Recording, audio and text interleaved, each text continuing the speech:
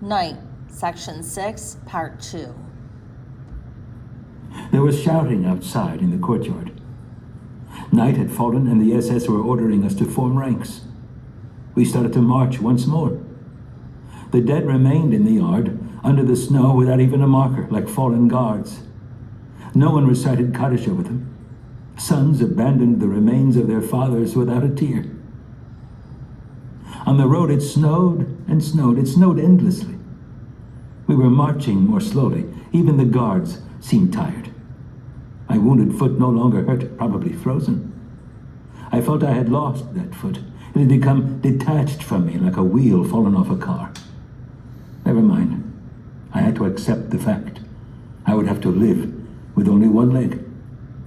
The important thing was not to dwell on it, especially now. Leave those thoughts for later.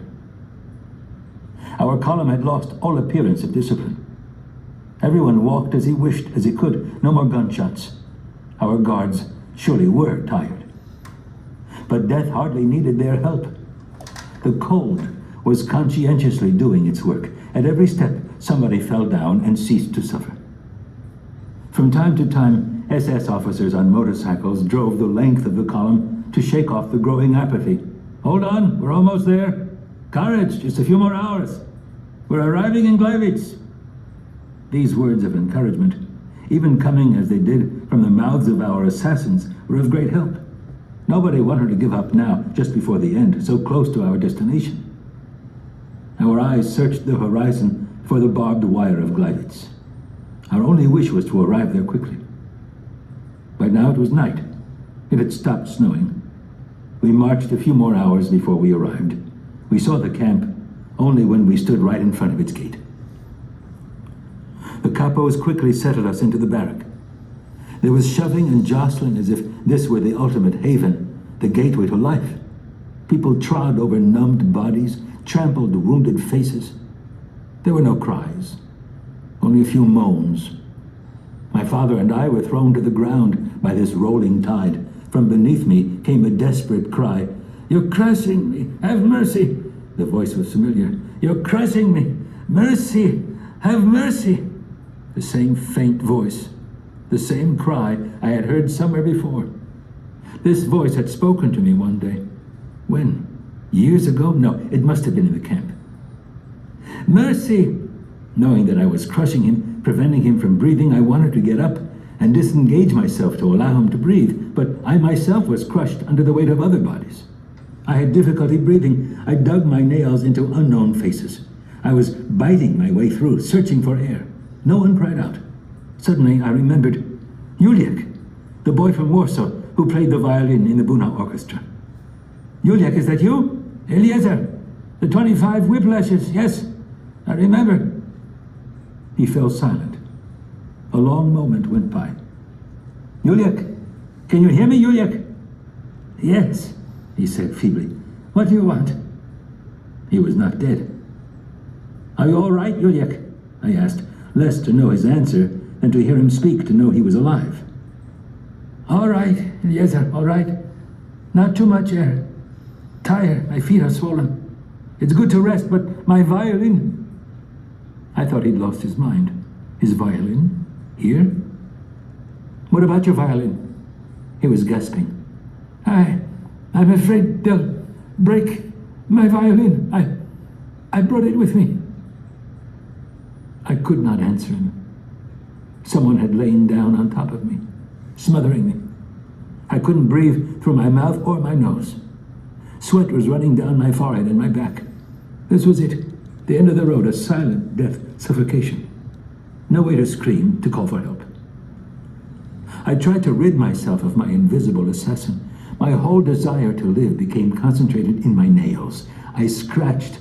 I fought for a breath of air. I tore at decaying flesh that did not respond. I couldn't free myself of that mass weighing down my chest. Who knows? Was I struggling with a dead man? I shall never know. All I can say is that I prevailed. I succeeded in digging a hole in that wall of dead and dying people. A small hole through which I could drink a little air. "Father, are you there?" I asked as soon as I was able to utter a word. I knew that he could not be far from me. Yes, a voice replied from far away, as if from another world. I am trying to sleep. He was trying to sleep. Could one fall asleep here? Wasn't it dangerous to lower one's guard even for a moment when death could strike at any time? Those were my thoughts when I heard the sound of a violin in a dark barrack where the dead were piled on top of the living. Who was this madman who played the violin here at the edge of his own grave? Or was it a hallucination? It had to be Juliek. He was playing a fragment of a Beethoven concerto. Never before had I heard such a beautiful sound in such silence. How had he succeeded in disengaging himself, to slip out from under my body without my feeling it? The darkness enveloped us. All I could hear was the violin. And it was as if Juliek's soul had become his bow. He was playing his life. His whole being was gliding over the strings.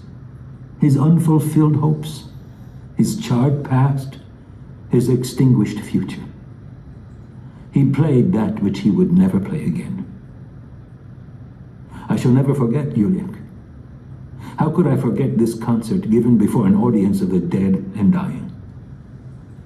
Even today, when I hear that particular piece by Beethoven, my eyes close, and out of the darkness emerges the pale and melancholy face of my Polish comrade bidding farewell to an audience of dying men. I don't know how long he played. I was overcome by sleep. When I woke at daybreak, I saw Juliek facing me, hunched over, dead. Next to him lay his violin, trampled, an eerily poignant little corpse.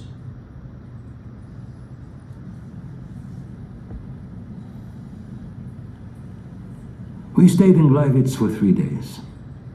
Days without food or water. We were forbidden to leave the barrack. The door was guarded by the SS. I was hungry and thirsty. I must have been very dirty and disheveled to judge by what the others looked like. The bread we had brought from Buna had been devoured long since, and who knew when we would be given another ration? The front followed us. We again could hear the cannons very close by, but we no longer had the strength or the courage to think that the Germans would run out of time, that the Russians would reach us before we could be evacuated. We learned that we would be moved to the center of Germany. On the third day at dawn, we were driven out of the barrack. We threw blankets over our shoulders like prayer shawls. We were directed to a gate that divided the camp in two. A group of SS officers stood waiting. A word flew through our ranks: selection. The SS officers were doing the selection, the weak to the left, those who walked well to the right. My father was sent to the left. I ran after him. An SS officer shouted at my back, "Come back!" I inched my way through the crowd. Several SS men rushed to find me, creating such confusion that a number of people were able to switch over to the right, among them my father and I. Still, there were gunshots and some dead. We were led out of the camp. After a half-hour march, we arrived in the very middle of a field crossed by railroad tracks. This was where we were to wait for the train's arrival. Snow was falling heavily. We were forbidden to sit down or to move. A thick layer of snow was accumulating on our blankets. We were given bread, the usual ration. We threw ourselves on it. Someone had the idea of quenching his thirst by eating snow. Soon, we were all imitating him. As we were not permitted to bend down, we took out our spoons and ate the snow off our neighbors' backs. A mouthful of bread and a spoonful of snow. The SS men who were watching were greatly amused by the spectacle. The hours went by. Our eyes were tired from staring at the horizon, waiting for the liberating train to appear. It arrived only very late that evening. An infinitely long train composed of roofless cattle cars. The SS shoved us inside, 100 per car. We were so skinny. When everybody was on board, the convoy left.